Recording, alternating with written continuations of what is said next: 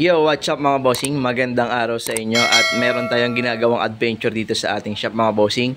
Ang issue ng ating adventure nung dumating sa ating mga boss ay wala ng refrigerant kaya wala na ring lamig mga bossing, no? So ang primary check-up namin nagawa ay i-check kung nasan yung leak at mga bossing nakita namin sa ating evaporator kaya nag-advise na kami ng pull down ng dalawang evaporator para mapatunayan talaga na nandun yung leak. Nag-leak test kami, nilagay namin sa tubig at positive mga bossing na nandun yung leak sa ating evaporator sa harapan mga bossing dahil yung ating evaporator ay original pa ng ating unit. Ibig sabihin, kung kailan lumabas yung unit natin mga bossing, yun pa rin yung original na nakakabit. So, medyo matanda na yung ating evaporator, kaya nasagad na yung hangganan niya. Kaya bumigay na mga boss sa madalit sabi na butas na. Okay, tapos may offer tayo dito na general cleaning pero hindi muna natin siya i-proceed ngayon yung trabahong yun dahil may konting additional na gastos yun mga bossing. Pero ang advice natin sa ating kliyente, nakitaan namin ng malambot na yung ating clutch pan mga bossing kaya nag-advise tayo maglagay ng additional pan, ng additional silicone oil dito sa ating clutch pan mga bossing, no? Tapos may-advise din tayo na magdagdag ng additional pan dito sa harapan pero tupalo na lang din natin gagawin, no? So ngayon ang gagawin namin trabaho, linis, palit evaporator sa harapan ng laminated na mga boss. Palit tayo ng receiver dryer at lagay tayo ng silicone oil sa ating clutch pan mga bossing. Pakita natin sa inyo yung ating evaporator mga bossing. Ito yung kanyang evaporator mga boss. Urig pa to mga bossing. So simula nang lumabas yung unit natin, no? So may nagpakita siyang leak sa banda rito. So hindi na natin nakuhaan ng video kanina, pero pati dito sa may lagayan ng capillary tube, may leak din mga bossing. So kaya nag-advise na tayo magpalit ng panibagong evaporator at syempre laminated na. Okay, so laminated na tong aking pinakabit sa kanya para medyo mas madagdagan pa ng lamig yung ating aircon syempre. Okay, so yun ang ginagawa natin sa ating adventure mga bossing. At syempre shoutout sa ating kliyente mga bossing. Ano pangalan mo boss? Ruben. Si Boss Ruben galing pang Malabon mga bossing. Ayun galing pang Malabon si Sir Ruben. Shoutout Boss Ruben. At ayun. Yun ayun, may mga plano nga kami ni Sir Ruben do sa ating adventure niya. So saka na lang din pag medyo sagana ng konti. Yun, ipon muna mga boss, no? Ayun lang mga boss, yun yung ginagawa natin dito sa ating adventure. At syempre, titingnan natin yung mga magandang pwedeng gawin na hindi naman pupunta ron sa pinakamalalang gastos, no? Kasi may mga pwede tayong maitulong na trabaho para sa kanya, kagaya nga nung clutch pan mga bossing. Kasi yung clutch pan natin mga boss, pag naka-standby kayo, or naka-idle lang yung makina tapos hindi ganong kalamig ang aircon, isa sa mga dahilan hindi nakakapag-suction ng maganda yung ating clutch fan para palamigin yung ating radiator at saka ating condenser ng mga bossing. Ayun, eto nga mga bossing So syempre sa tagal na ng panahon mga boss, yung ating clutch pan syempre natutuyo din naman yung ating silicone oil, no? Yung iba mga bossing hindi naman naniniwala sa silicone oil lang. Ang ginagawa nila, nagpapalit sila ng buong clutch pan. Pero syempre, mahal naman yung kaysa sa ating silicone oil, kaya silicone oil lang muna ang ilalagay natin sa kanya, no? Kasi kung magpapalit lang din naman kayo, tapos replacement lang din yung clutch pan nyo, para sa akin, hanap na lang tayo na maganda o matino o magandang brand ng ating silicone oil para malagyan natin to at medyo tumigas ulit yung hatak ng clutch pan natin, no? Ayun mga boss, yung mga ginagawa namin na pwedeng makatulong dito sa ating aircon dahil nga, yun nga, pagka nagkaroon ng high pressure, tas sinabi ko rin na papa-overhaul natin yung radiator. Hindi, siya na mga bossing pala. Meron naman daw siyang Isa pa sa problema natin, pagkakalawangin ng radiator, pwedeng yung mga butas niya na hindi na ganun kaganda ang daloy ng ating circulate ng tubig.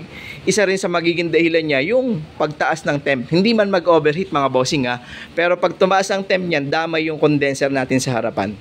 Okay, kaya isa rin yan sa mga katulong. Tingnan nyo, kung halimbawa yung radiator nyo ay puro kalawang na, magpa-overhaul kayo tapos maglagay na kayo ng coolant hanggat maaari para at least yung ating tubig yung ating radiator mga bossing ay maproteksyonan sa kalawang, no? Pero magpa-flushing muna mga boss kasi hindi pwedeng naglinis ka ng radiator tapos yung iyong water pump doon na meron naka-stock na luma ay hindi madidrain.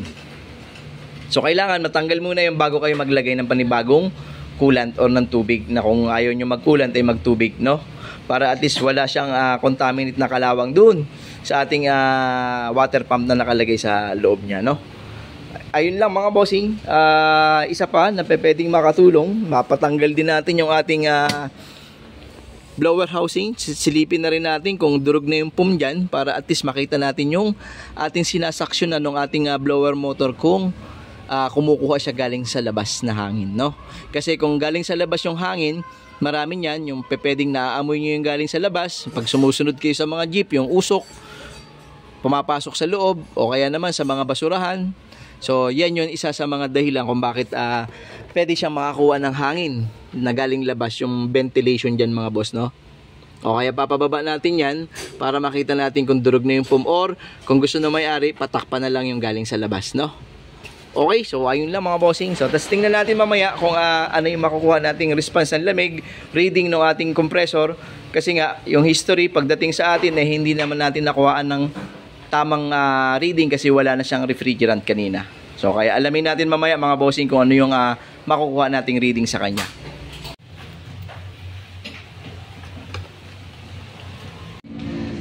Siyempre mga bossing, kahit bago yung ating evaporator, liligtas natin yan para mapatunayan natin kung may leak o wala.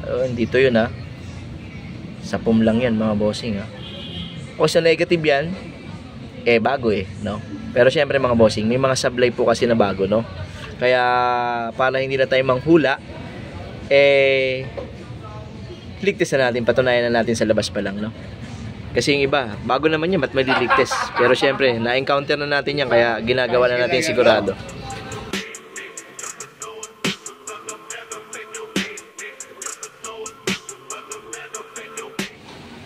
Mga bossing, naikabit na natin yung ating mga pyesa. Nakapag-leak test na rin tayo mga boss, at magba-vacuum tayo para mag-reload na ng ating refrigerant, no? So makikita na natin dito ngayon mga bossing kung ano yung magiging response ng ating low side saka high side. Kasi mga bossing, yung ating evaporator, kaya gusto natin siyang ipa-flashing dahil nga anong year model to. So yung langis sa loob ng nasa system medyo sunog na yan, or hindi na ganun gaganda ang quality, no? Pero yun nga lang, marami kasing dadaanan mga bossing Compressor ibababa, condenser ibababa, lahat ng linya bobombahin. So maraming dinadaanan ng procedure natin na pagpa-flashing, no? Nga lang minsan talaga naiiwan yun dahil nga sa madalit sabi, hindi pa para doon yung budget na nakalaan, no? So tingnan natin ito mamaya kung anong response, at kung good naman, hindi natin kailangan gawin naman yun mga bossing. So yung dahilan ng ating makikita mamaya, at kung ituturo yung ating hindi magandang system, talagang kailangan natin siyang gawin. Pero kung okay naman, lusot yung ating gastos mga bossing, o yung ating damage sa ganung trabaho, no? O, tingnan natin pag na-load na natin yung refrigerant. Mga bossing, nakapag-load na tayo ng refrigerant dito sa ating Adventure. Meron siyang 35 low side, 125 yung high side. Medyo malamig yung high side mga bossing dahil nilinisan din yung ating condenser, no? Pina-sprayan natin para matanggal yung mga dumi-dumi. Pero ang tamang linis niyan mga bossing, pull out talaga yan para malinis na maganda, no? Kasi yung pag-pressurize natin dito sa harapan, lahat ng dumi pwedeng tumama lang kay radiator, no? So hindi mo siya makukuha ng 100% linis. Pero yun lang yung mga pwede mong gawin para lang mabombahan, kasi hindi naman pinull out yung ating condenser. Pero maayos naman mga bossing yung high side. Medyo tuyo-tuyo na rin naman yung condenser natin, no? Tingnan natin yung lamig sa loob mga bossing. So malaking tulong din yung ating paglagay ng clutch pan, anong langis dun sa ating hilaan muna natin to. Okay, malaking tulong yung ating silicone oil doon sa ating clutch pan mga bossing para palamigin yung ating radiator saka yung condenser, no? So kaya mga bossing, tandaan nyo hindi po makakasolusyon yung cleaning lang ng evaporator sa high pressure. Okay? So magkaiba yung gamot ng high pressure doon sa cleaning lang. Kaya wag kayong maniniwala na lalamig yan pag pinalinis yung evaporator, no? Paano kung high pressure ang sakit? So hindi siya makukuha mga bossing. Okay, so lamig na nakuha natin ngayon ay meron tayong 5 degrees Celsius mga bossing. So yun ay dahil nga malakas yung clutch pan, bagong linis yung condenser, medyo basa pa, kaya hindi pa yan yung pinakang final na lamig, no mga bossing, kasi pag natuyo yun magbabago pa rin yung reading natin, yung high side saka low side. Okay, pero ang maganda, napalakas natin yung clutch pan. Pangalawa, napalitan natin yung filter. So kahit hindi namin na general cleaning, merong magandang resulta yung pagpalit natin ng evaporator, no. So kasi yung iba kasi cleaning lang ginagawa ng evaporator, so hindi na ina-advise na mga ganyan. Ang nangyayari, hindi rin naman makuha na lumamig, o kaya ang tendency niya magpapabalik-balik kayo ng paggawaan, mga bossing, no. Okay, ayun lang mga boss. At ito lang yung ginawa natin sa ating adventure. At syempre mga bossing, maraming salamat ulit sa inyo, syempre, sa pagsubaybay sa amin, sa Team RCS. At yun, maraming salamat sa inyo. Okay, so ingat lagi mga bossing, at God bless sa ating lahat. Thank you.